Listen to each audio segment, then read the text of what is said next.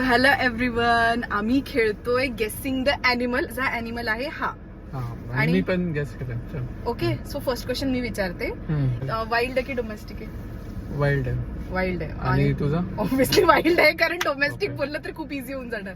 तुझा ॲनिमल म्हणजे असं फरी आहे, त्याला खूप जास्त फर आहे अंगावर, तसा फरी जास्त नाही पण फरी आहे. ओके. तुझा ॲनिमल खूप फास्ट धावतो की स्लो आहे? धावत नाही, एवढा स्लो आहे. Good question. धावतच नाही तो. हिप्पोपोटामस आहे? नो ए माझी टर्न होती क्वेश्चन विचारायची. नेक्स्ट याच्यात तू आन्सर सांगणार. ओके, मग मी नेक्स्ट याच्यात बोलेल हा की नाही. हिप्पो तर धावतो जोरात. ओके, तुझा ॲनिमल 2 पायावर चालतो की 4 पायांवर चालतो? 4 पायांवर चालतो. ओके. ओके, आता तुझं क्वेश्चन करतो की तुझा हिप्पोपोटामस तर नाहीये. हिप्पोपोटामस नाही. नाही. असं कुठचं ॲनिमल आहे तुझा? आळशी ॲनिमल घेतलंय.